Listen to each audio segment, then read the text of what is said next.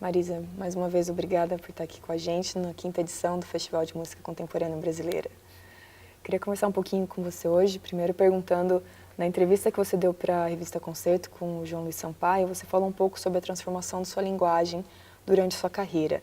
Você poderia falar para a gente um pouquinho como isso se manifesta no resultado sonoro das músicas que você compõe? Então, Thaís, né, o tempo passa e a gente muda, né? A gente não tem como passar pelo crivo da idade sem se modificar de alguma forma, né? Então, eu sempre falo que até com relação ao próprio ensino de composição, quer dizer, acho que uma das questões urgentes do jovem, né, compositor é achar a sua voz, é achar o que é que ele tem a dizer e como é que ele vai falar, né? E, então, no meu caso, eu acho que por um bom tempo, nas primeiras obras, eu acho que eu queria fazer tudo que o ensino regular de composição dizia que não funcionava. Por exemplo, uma peça que tivesse muitas seções diferentes, como eu tenho uma peça chamada Sincrética e Obstinadamente. Uma cabeça sincrética e obstinada, porque é repetitiva. É uma peça para orquestra, ela tem, sei lá, 4, 5 sessões diferentes. E a única característica comum entre essas sessões é que em cada uma o material era tratado repetitivamente. Pois bem, fiz. Isso foi do começo do Foi começo bem começo, 80 e pouquinho, assim, né? Porque apesar de eu ter ido fazer graduação em composição em 63, eu custei muito para terminar o curso de graduação, porque casei cedo, viajei muito, me mudei muito. E eu fui terminar a graduação em 74. Então, enfim, minhas obras, meu catálogo, eu começo ele com 2 trios de 76. Entendeu? Você considera, então, as obras antes disso? De antes, não. Mas, enfim, então, nos primeiros anos, eu tinha essa necessidade muito grande de ir atrás. Por que não funciona e coisa e tal. Que eu queria fazer e fiz. E coisas engraçadas, assim, eu acho. Tem também um lado, né, de espontaneidade, de uma certa vitalidade, na gíria a gente chega até a fazer, usar porra louca, assim, um pouco, a pessoa, né, que não quer pensar muito nas consequências, enfim. Né? Só que isso você vai fazendo uma vez, 2 vezes, a terceira vez já sabe. Não precisa mais. Não precisa mais. Aí você vai em busca de outras coisas, né? Não que eu tenha achado nenhuma mina de ouro com pepitas incríveis, não é o caso. Cada peça que a gente começa, que eu começo, é uma busca no escuro. Eu falei isso para o João Marcos também. É como se eu estivesse tateando num quarto escuro, assim, né? Porque cada peça vai puxar um conjunto grande de tomadas de decisão, tudo isso. Porque eu não consigo partir já achando que eu vou fazer isso ou aquilo, não. Eu fico em busca, meio que querendo, como eu falei também para o João, uma fagulha, uma faísca que me leve a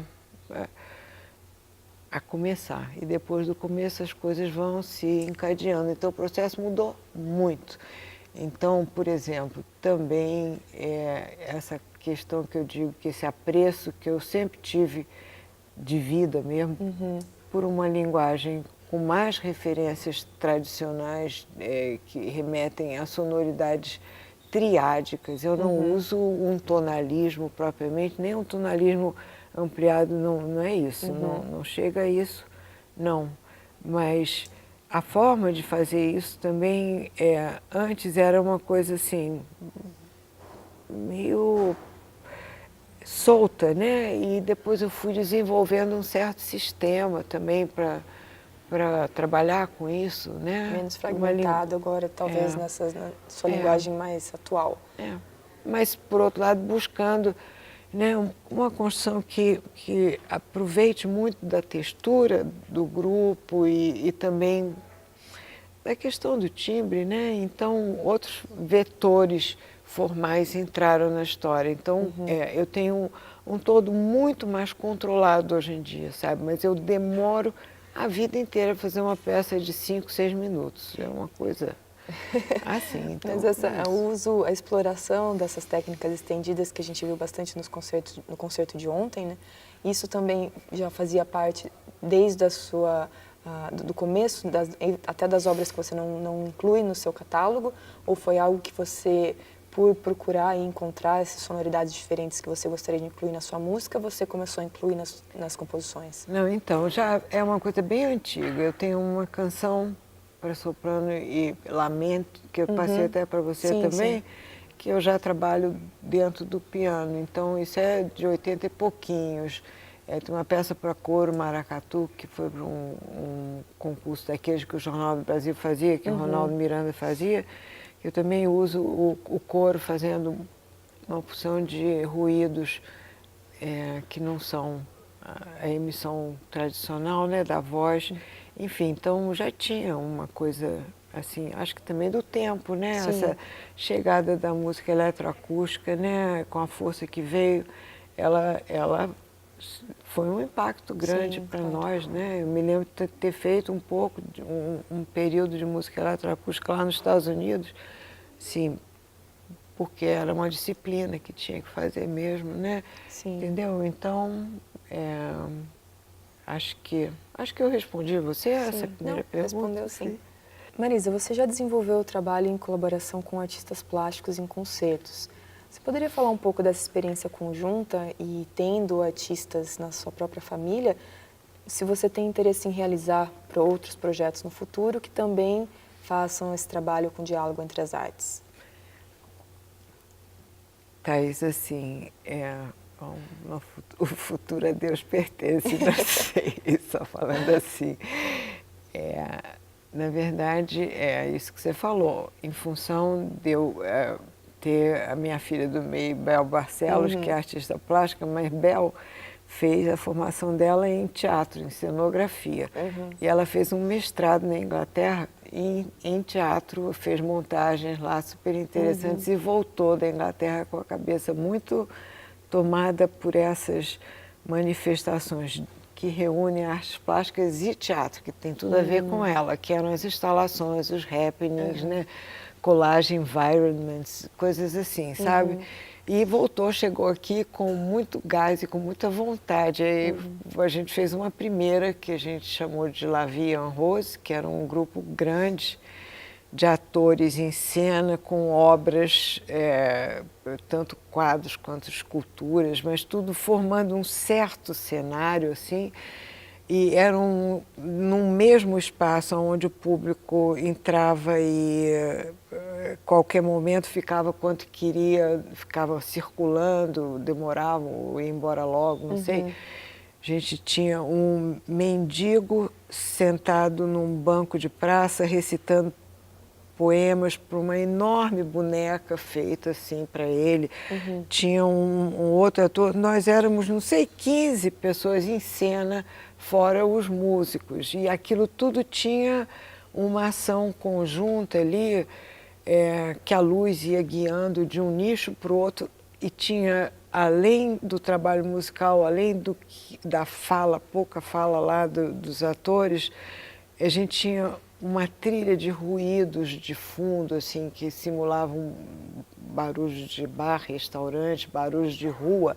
Era uma coisa extremamente complexa e um tanto solto, mas ela deu muito certo. Foi, de fato, a experiência mais legal, né? E até porque eu acho que cada segmento representado ali, porque a gente tinha desde acrobata em cena, a atores, a cantores, a músicos, os músicos em cena, sabe?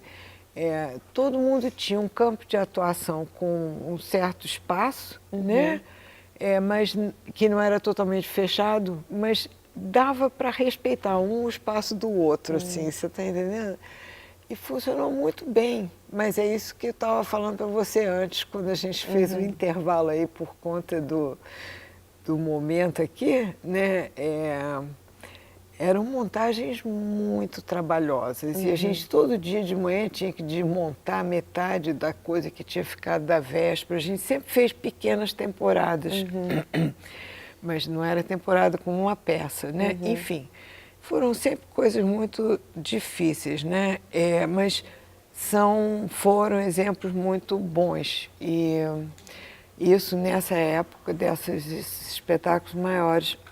Depois, um certo tempo, o Miguel Pachá, que é marido da Bel, meu genro, portanto, que é artista plástico também, ele trabalhou diretamente comigo, aí já fazendo uma ambientação para minha música. Então, a peça para piano contrastes, ele fez, eu acho que eu até comentei com você em carta, né? Não sei se você quer que eu repita aqui. Acho que pode né? repetir, Ele filmou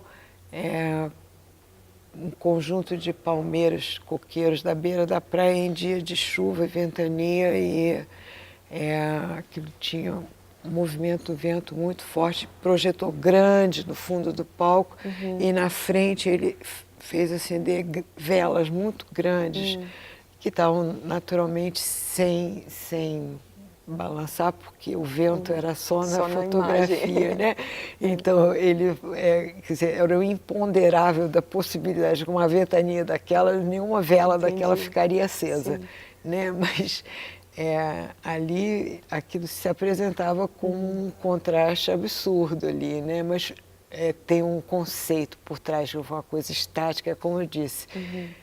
Você olha para aquilo, você não fica olhando parada, você não está sendo bombardeado por estímulos visuais, que eu acho que é uma situação em que há uma briga entre as linguagens, né? Eu sempre penso que já que existe uma troca, se é possível trocar, então vamos fazer para que haja soma, né? E que haja o respeito pela força expressiva de cada linguagem e não uma competição, né? Assim que eu penso a coisa, né? Entendeu? A literatura também está bastante presente na sua obra. Ontem mesmo você comentou sobre Ciclo e Poema de Mia Couto, certo? E Trama também, a outra peça.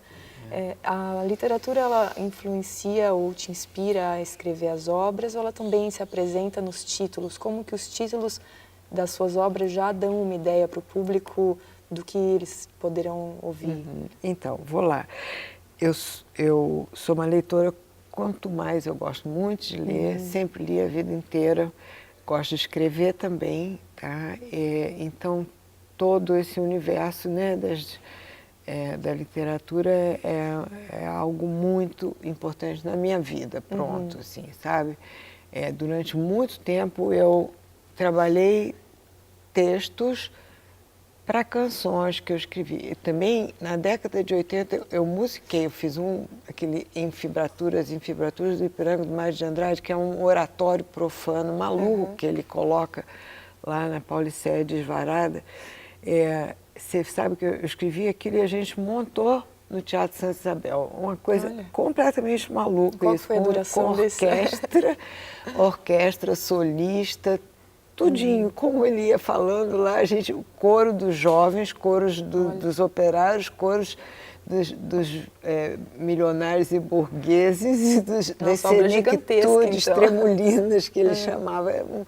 Uma maluquice. Isso foi para a Bienal, foi minha primeira entrada na Bienal de 81. A gente montou em Recife, depois eu vim fiz com coral, com Cobra Coral do Marcos Leite, e a Sinfônica Nacional com Hernani regendo, e a Sinfônica não queria tocar essa música porque no texto do Mário, no trecho final ele fala assim, o leitor introduz aqui o palavrão maior que ele conhece.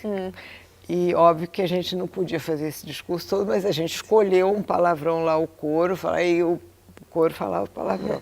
E a orquestra estava se recusando a tocar porque tinha um palavrão.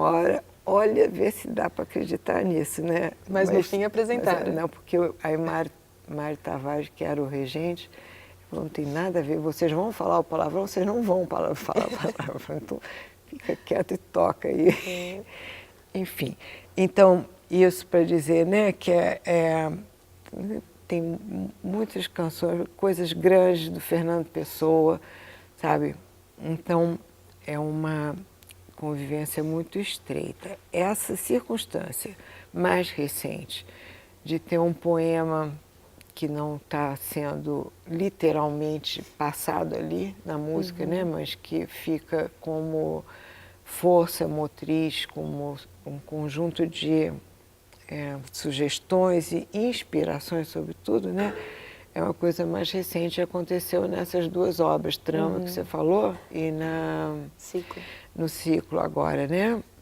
E a questão do título, ela vem nessa mesma corrente, né? Porque eu acho que cada obra, ela tem um momento, ela tem uma vida, eu juro que eu acho isso, sabe? Ela tem. Me lembro até uma vez na escola, eu estudei num colégio super legal, colégio de aplicação da Faculdade de Filosofia, sabe? E minha professora de português levava todos os escritores, ela conhecia todo mundo, e o Jorge Amado foi lá. E aí, conversando com a gente, ele falou que ele tinha um caderninho onde ele ia anotando mais ou menos quem seriam os personagens, o que ele esperava de cada personagem, assim, em linhas gerais, né? E ele disse que fatalmente, em algum momento, o personagem ganhava vida própria, sabe? E contrariava o que ele tinha planejado para ele, sabe? E eu acho que a peça já me aconteceu muitas vezes. Eu tenho uma ideia de um fim que eu quero chegar lá e não sei o quê. E aí eu vou e fica difícil, empaco. Às vezes demora para eu ver por que não está funcionando. Aí, de repente, eu me dou conta que eu estava forçando alguma coisa que não estava ali já muito natural no trecho, na linguagem, no que eu estava fazendo. Aí eu desisto daquilo e vou e acho o fim confortável. Depois eu fico apaziguada, fico satisfeita. Então, eu acho que é um pouco isso aí. Então, essas peças foram meio que, assim, elas desencadearam um conjunto de reflexões, né? Você comentou também que a gente estava conversando um pouco sobre a posição hoje de profissional ou não, e em que posição pública ou não, que as compositoras talvez escolham ou talvez consigam chegar. Acho que seria interessante você, né, por se colocar e ter encontrado esse caminho, talvez falar um pouquinho da sua opinião Então, eu vou repetir também o que a gente falou um pouco antes, né? Essa é uma questão muito complexa, né? E eu acho que toda vez que a gente aborda ela de uma forma mais simplista, né? A gente pode incorrer em erros de julgamento, porque eu nunca fui atrás de quem faça estudos sérios. Eu tenho minha filha mais velha é antropóloga, né? Eu tenho uma presença bem marcante de alguém que o tempo todo diz assim, as coisas não são necessariamente o que elas parecem, né? Elas não são isso. Então, assim, as pessoas perguntam sempre, por que tem poucas mulheres, né, participando das bienais? É verdade, por que tem poucas mulheres participando? Né? Por que tem poucas mulheres sendo tocadas pelas orquestras no Brasil? No Brasil. Né? Por que tem poucas mulheres vivendo essa realidade aí do que completa o ciclo da composição, né? Também estava falando antes, o compositor compõe, é uma parte, ele depois vai vivenciar a execução da obra, né? Seja por intermediação dele ou não, né? E vai ter o retorno depois da obra interpretada. É um ciclo, né? Sim. no que a pessoa compõe e bota dentro da gaveta ou da estante, ela está incompleta, o ciclo não está completo. E o que eu tenho para dizer é que em 80 e poucos, quando eu estava fazendo mestrado, não, doutorado nos Estados Unidos, ia ter um congresso da Associação de Mulheres em Música lá no México. E a universidade me pagou para ir a esse congresso. Eu quis ir, ela pagou. Uhum. E eu escrevi para a Funarte, porque eu pensei, já que eu vou, eu queria ter uma noção quem são essas pessoas, né? Além para além das que eu conhecia. E a Funarte me mandou uma relação extensa. Isso era, acho que 82. Eu escrevi para essas pessoas, elas me responderam assim, 80%, 90% me responderam, me mandaram uma porção de partituras, muitas delas editadas, mas eram sempre assim, professores de piano que escreviam para os seus alunos, regentes de coro, eram compositoras, então tinha já cadastradas na Funarte, estão lá, esse cadastro existe até hoje, um número razoável, né, que atuava, elas atuavam, estavam confortáveis com aquilo, nunca, não sei, não quiseram, tentaram, não tentaram, não sei.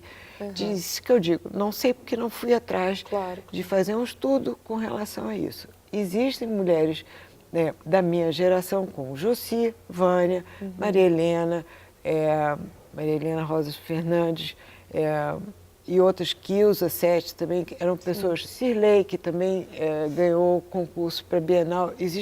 Aí começou a ter um movimento de ir em busca desse espaço público que era um reduto masculino, né? Não sei dizer se ao longo desses anos, né, se a gente diria o que aconteceu com esse movimento, se ele cresceu, se ele foi bem sucedido, se ele se desdobrou. Eu venho sentindo que talvez esteja aparecendo assim, segmentos que se reúnem para fazer, como eu falei para você, do grupo de São Paulo Sonora, que tem a Valéria Bonafé, a Lília Campesato, a Camila Zerbinati, não sei bem quem mais está lá com elas, não. É um grupo mais identificado que vem fazendo toda uma busca de linguagem mesmo, uma coisa maior até do que a política da mulher, mas é um movimento feminino, né? Então, talvez a coisa vá surtir um efeito maior no que aparecerem esses nichos mais bem definidos, né?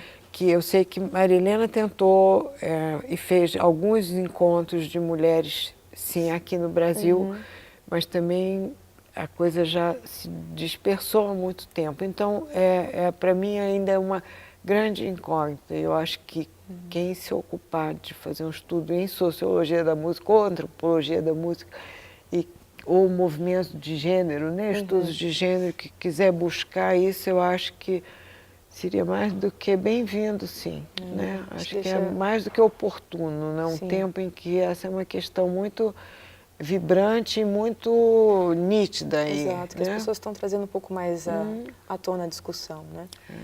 Marisa, além de compositora, você também trabalhou com o grupo Música Nova por muitos anos.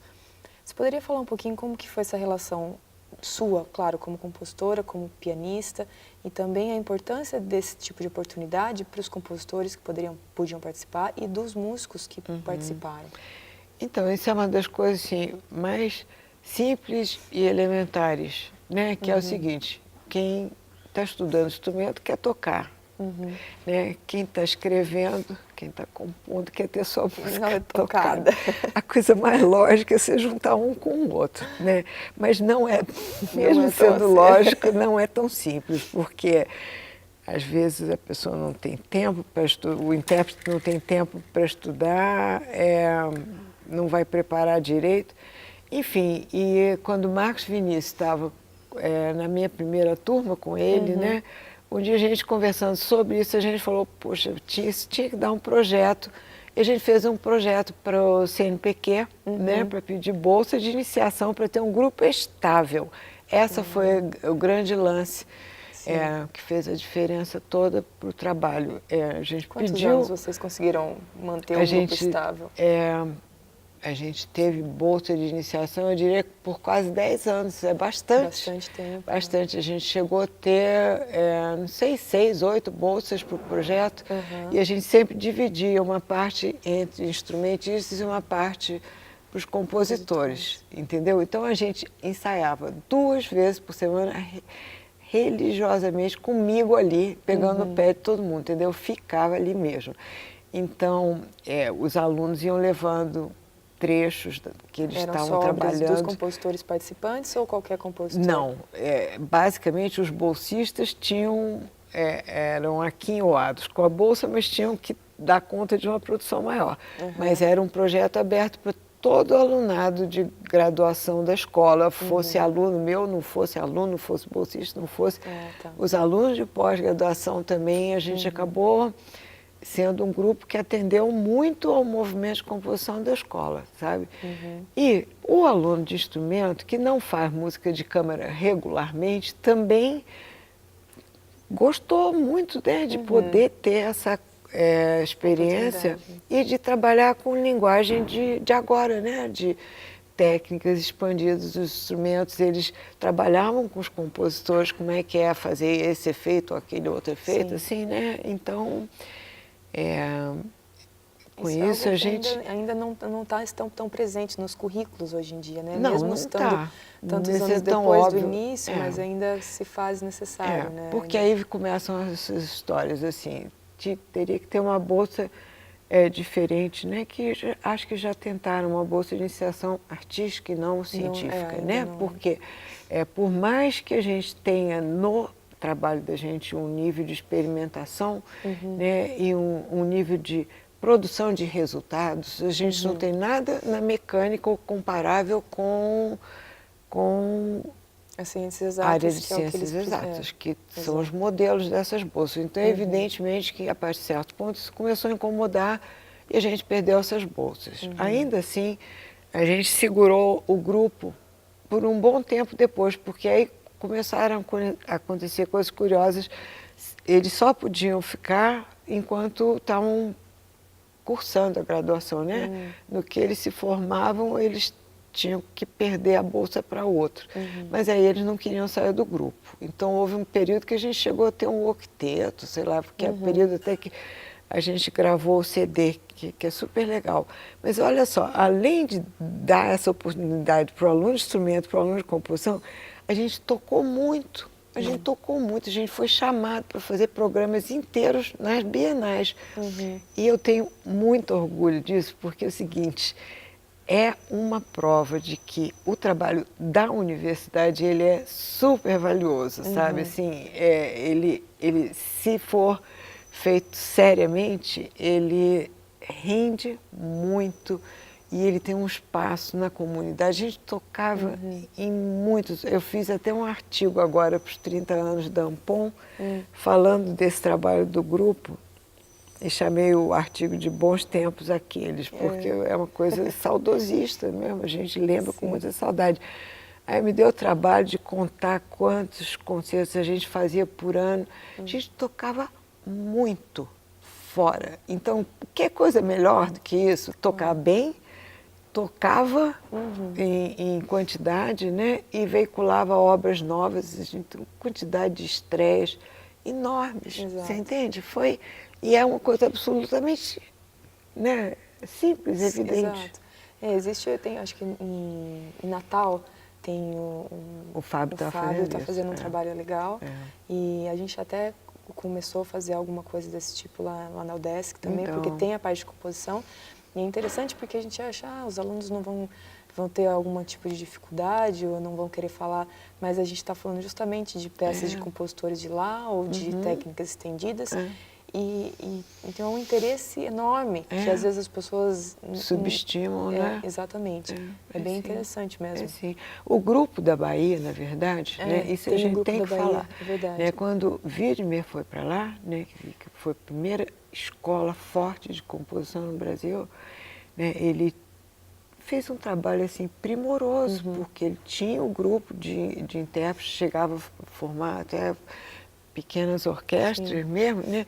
Eles gravavam long plays, eles editavam as partituras dele, né? Então, por muitos anos eles fizeram isso, né? E aí eles tinham o apoio da própria universidade. Você tá Até entendendo? hoje, recentemente, quando o Paulo esteve aqui, muitas das obras dele eram compostas em parceria com os intérpretes, né? Aquela relação clara de teste, não, isso não funciona, isso pode ser melhor assim, do compositor com os músicos, que é bem isso, fundamental, é isso aí. Então, eu torço para que vocês façam em Santa Catarina, né?